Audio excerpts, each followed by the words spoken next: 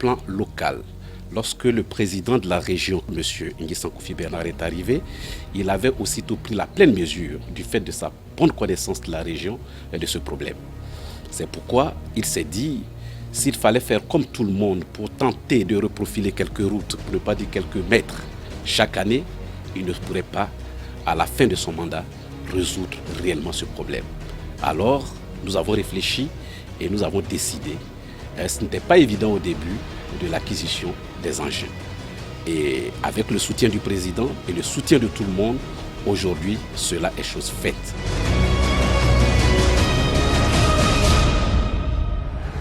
Notre première préoccupation, c'était de rendre la circulation fluide, car toutes les routes étaient dégradées, surtout que quand il pleut ici, c'est avec abondance.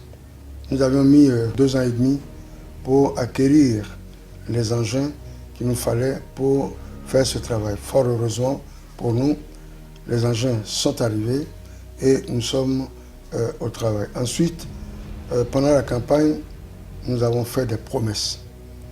Les promesses, c'était d'abord construire des écoles, c'était aussi construire des collèges de proximité et puis construire des centres de santé. Donc notre vision, c'est de faire en sorte que la population puisse naturellement connaître un mieux-être. Nous avions parcouru, mon équipe et moi, parcouru toute la région pour voir si effectivement les instructions qui ont été données sont respectées.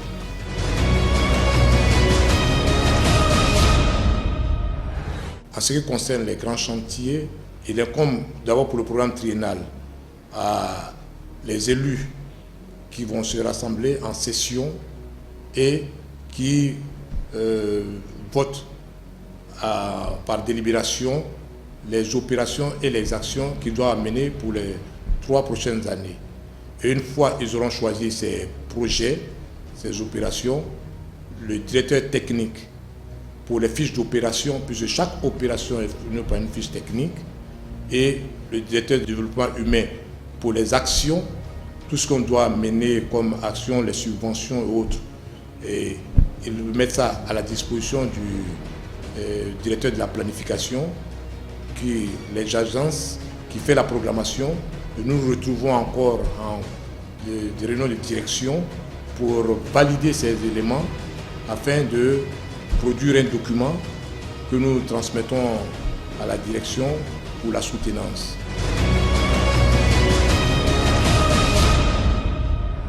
Nos actions s'articulent autour des points suivants: la santé, l'éducation, les affaires culturelles, sport et loisirs. Nous avons des activités phares comme le Fonds régional de garantie pour le développement économique. Et actuellement, nous avons enregistré plus de 50 promoteurs au niveau du département de Dembokro, 25 promoteurs au niveau de Bukanda et 15 promoteurs au niveau de Kwasi-Kwasiko. En matière culturelle, nous avons une autre activité que nous allons organiser bientôt. Il s'agit du Festival des Arts et Culture dans la région du Zi. Et nous sommes à notre aussi 2e édition par rapport à la Coupe de la région.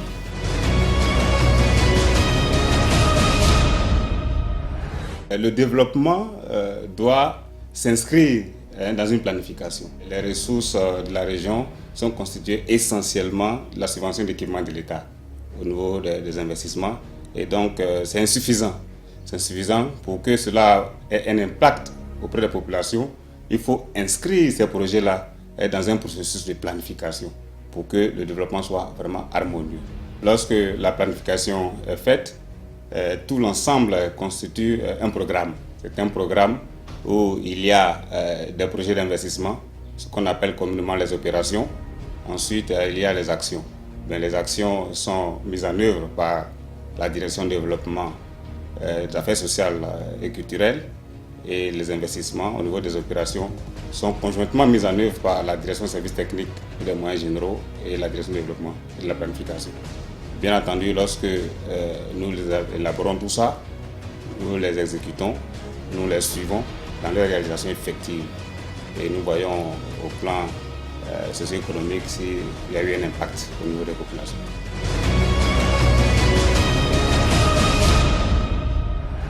Quand le budget est établi, il faut l'exécuter. Et généralement, ou bien pratiquement, tous les travaux que nous exécutons sont faits après appel d'offres. Une fois ces attributaires connus, il faut exécuter. Et sur place, effectivement, nous sommes appelés à être au jour le jour sur les chantiers, les différents chantiers. Actuellement, au niveau de la région, nous avons presque 48 chantiers en cours. Pour ce faire, nous avons effectivement les moyens que le Conseil nous donne en matériel, en voiture, bien sûr, et en carburant. Et il faut forcément au moins passer sur chaque chantier une fois par semaine. Ce travail, si c'est mal fait, on a 40% de chance d'être critiqué. Puisque c'est ce que les populations voient, c'est ce qui permet aux populations de dire le conseil régional travaille bien, c'est ce qui permet aussi le développement de la région.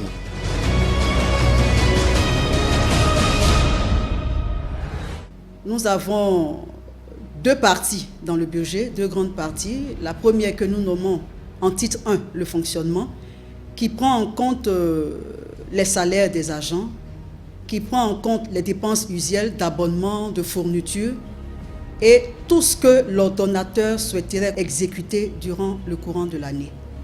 Et dans le deuxième aspect de ce document, il y a les projets d'investissement qui sont pratiquement les points les plus essentiels parce qu'ils touchent au développement, ils touchent à la santé, ils touchent à l'éducation, ils touchent également aux infrastructures économiques. Il faut dire qu'il y a un service qui est plus adapté à ce genre d'opération, mais tout le travail se fait d'un commun accord avec la direction financière.